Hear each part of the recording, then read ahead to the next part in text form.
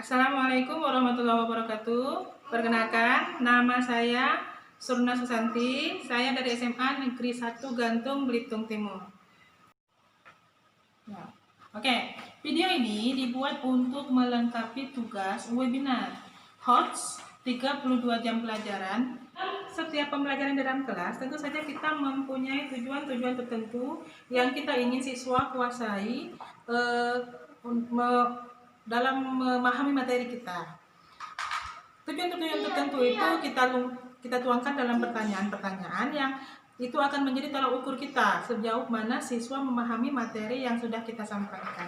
Oke, pertanyaan tersebut ada pertanyaan yang bentuknya rendah dan ada juga pertanyaan yang HOTS, yaitu singkatan dari High Order Thinking Skills yang memungkinkan siswa untuk lebih menguasai materi kita, karena dimensi proses kognitif itu mempunyai beberapa tingkatan. Di sini kita lihat C1C ini singkatan dari kognitif 1 yaitu pengetahuan, di mana siswa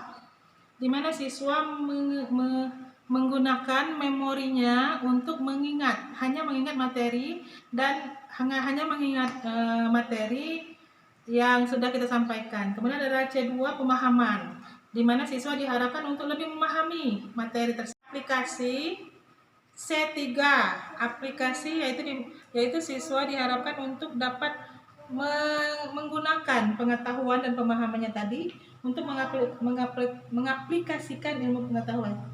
Yang berikutnya ini adalah C4 analisis. Analisis ini di mana siswa dapat menganalisa lebih lanjut tentang pengetahuan yang telah dia dapat. Dan berikutnya ini adalah evaluasi. Evaluasi ini di mana siswa bisa membandingkan, menyimpulkan, memprediksi, menjelaskan dan menugaskan tentang ilmu-ilmu yang sudah dia dapat. Yang terakhir ini yang paling tertinggi, yaitu proses kognitif yang tertinggi, yaitu mengkreasikan. Mengkreasikan itu siswa bisa membuat sesuatu yang baru, terobosan-terobosan berdasarkan ilmu pengetahuan yang dia sudah dapatkan. Nah, kemudian pertanyaan ini dibagi menjadi dua, yaitu LOTS. LOTS ini adalah Low Order Thinking Skill yang pengetahuannya masih tingkatnya rendah. Kemudian ada HOTS, yaitu High Order Thinking Skill yang tingkat pengetahuannya sudah tinggi. Nah, ini adalah proses kognitif atau cara berpikir siswa. Kemudian kita juga mempunyai ini ada dimensi pengetahuan. Dimensi pengetahuan ini adalah tingkat ilmu yang kita ajarkan. Pertama dari bawah ya, ini tadi nulisnya dari bawah. Ternyata ini adalah fakta atau faktual. Fakta atau faktual ini adalah elemen yang dapat ditangkap oleh indera. Jadi dalam ilmu pengetahuan ini, fakta itu adalah apa-apa yang bisa ditangkap oleh indera dari siswa-siswa kita. Bisa dikatakan juga dari hasil pengamatannya. Dia bisa menceritakan apa yang dia lihat, apa yang dia rasakan, dan apa yang dia amati di situ. Oke, kemudian ada konsep. Konsep ini adalah pengetahuan atau teori. Dia bisa menyebutkan benda tersebut itu apa fungsinya, konsepnya apa dalam kehidupan sehari-hari, di mana bisa ditemukan, seperti itu.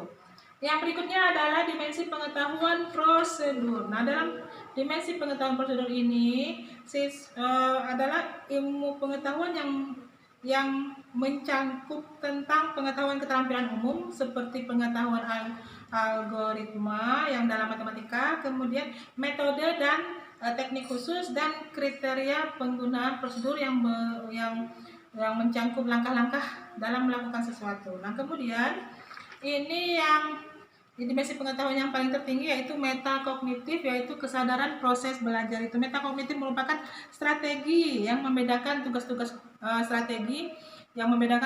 kognitif seperti mengingat kembali pelajaran kita yang telah lalu, tentang buku-buku yang berisi referensi-referensi dan lain sebagainya. Kemudian pengetahuan untuk mengetahui kekuatan dan kelemahan peserta didik. Jadi dia bisa menyadari kelemahannya di mana dan kekuatannya di mana. Itu juga termasuk dalam dimensi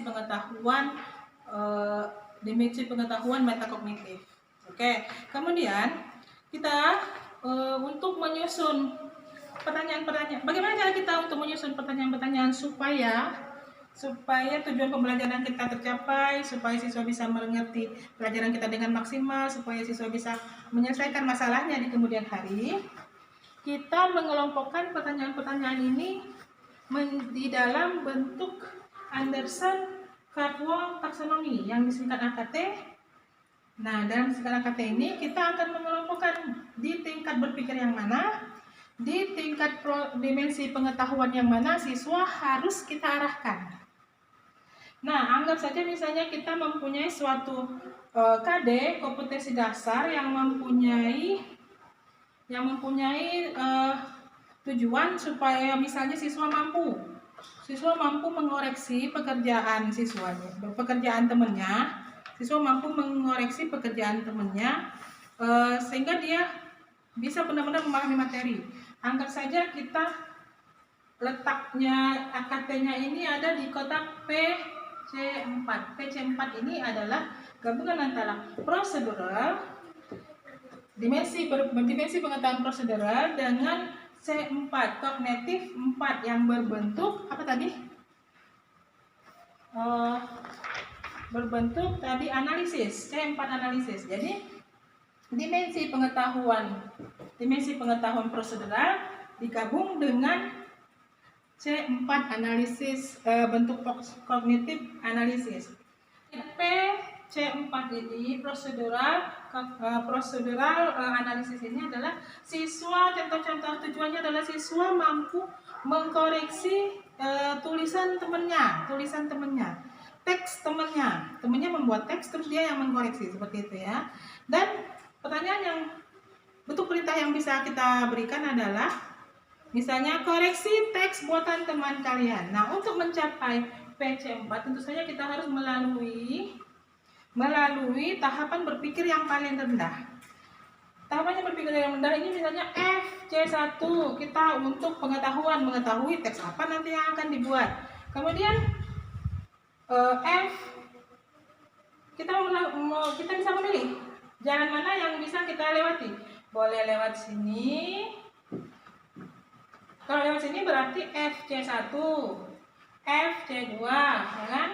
FC3, kemudian C3, P, C3, dan terakhir P, C4. Melalui ini boleh juga kita kalau melalui sini F, C1 kita mengetahui dulu, kemudian kita memahami dulu. C1 kita memahami dulu apa itu faktanya, bentuk pertama. Kemudian boleh lalu sini ya C2, kemudian C3, kemudian C3 dan seterusnya sampai sini. Nah, ini jalan mana saja bisa kita pilih sesuai dengan kebutuhan kita. Nah, dalam hal ini saya akan mencoba memilih dulu contoh, sebagai contoh dari FC1 sini, kemudian FC2 sini 1, 2, kemudian ada C2 berarti sini ya, C2, kemudian C3 berarti sini. Kemudian setelah C3 P3 di sini langkahnya, dan yang terakhir PC4. Berarti ini ada 6 langkah. 1, 2, 3, 4, 5, 6. Nah, setiap langkah-langkah ini nanti kita buatkan tujuan-tujuan kecilnya. 1, 2, 3, 4, dan 5. Ada 5 dan 6 tujuan-tujuan kecilnya untuk 1, 2, 3, 4, dan 5. Dalam tujuan-tujuan kecil ini kita buatkan juga pertanyaan untuk menilai sejauh mana pemahaman siswa. Nah, ini contoh FC1. Contoh sini saya menjelaskan tentang teks deskriptif. Contoh teks deskriptif FC1 berarti faktual ya. Faktual, dan C1 pengetahuan. pengetahuan siswa tentang fakta. Pengetahuan siswa tentang fakta. Contohnya tujuannya adalah F1 siswa mampu menyebutkan jenis teks. Dalam hal ini deskriptif. Siswa mampu menyebutkan jenis teks. Dari apa contohnya? Kita menampilkan sebuah teks. Ya, kita menampilkan sebuah teks, terus kita minta siswa membacanya, kemudian kita menanyakan, siswa mampu menyebutkan teks apa tersebut dengan pertanyaan, apakah jenis teks di atas? Boleh. Atau setelah membaca teks di atas, bisakah kalian menyebutkan teks jenis apakah ini? Nah, itu termasuk FC1. Kemudian kita beralih ke FC2. Dan FC2 ini masih masih fakta, berarti dia fakta tapi mengalami pemahaman. C2 masih pemahaman tentang fakta tersebut. Bagaimana tujuannya kecilnya? Tujuan kecilnya contoh, siswa mampu menjelaskan tujuan dari teks tersebut. Ya. Jadi setelah membaca teks tersebut, diharapkan siswa bisa mengetahui tujuan. Tujuannya berdasarkan apa yang dia baca, apa yang dibacanya. Jadi bisa terlihat langsung di dalam teksnya. Contoh soalnya adalah apakah tujuan teks di atas? Seperti itu. Oke, sekarang kita beralih ke tujuan kita berikutnya yaitu C2. Ya, C2 ini adalah konsep pengetahuan, C2 pemahaman. Masih pemahaman tapi sudah tentang konsep. Nah, contoh tujuannya adalah siswa mampu menjelaskan ide pokok teks. Ide pokok teks. Jadi ide pokok teks setelah siswa membaca, dia mengambil kesimpulan, dia memahami, dia mengerti C2 tentang ide pokoknya. Ide pokok dari teks yang dia baca. Pertanyaannya bisa berupa apakah ide pokok dari teks tersebut, atau bisa juga kita menanyakan apakah ide pokok dari teks per paragraf, boleh. Kemudian berlanjut ke C3. C3 ini masih tentang konsep tapi sudah kepada aplikasi.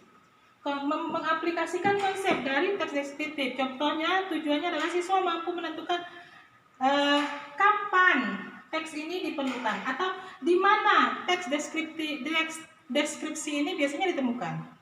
Teks deskripsi ini diperlukan saat apa? Seperti itu ya. Jadi siswa nanti akan berpikir kalau teksnya seperti ini biasanya digunakan di mana. Nah, seperti itu ya. Nah, berikutnya kita beralih ke prosedur. Nah, prosedur atau langkah-langkah C3 tadi aplikasi. Kita mengaplikasikan langkah-langkah. Jadi setelah membaca ini, dia akan melihat teks per paragraf itu kira-kira teks satunya isinya apa, teks duanya isinya apa. Nanti mereka bisa menerapkan kira-kira teks organisasinya ini tentang apa saja. Paragraf pertama apa, paragraf kedua apa. Nah, menerapkan ini bisa lah kita langsung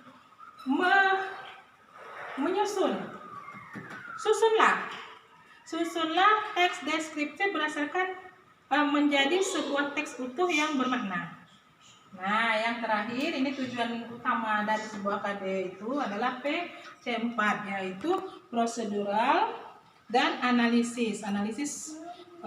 Dengan tujuan siswa mampu mengoreksi teks buatan temannya, atau siswa mampu mengoreksi teks susunan dari temannya tadi. Yaitu contoh perintahnya adalah koreksi teks buatan teman kalian. Nah, saya rasa begitu aja penjelasan dari saya, semoga bermanfaat. Assalamualaikum warahmatullahi wabarakatuh.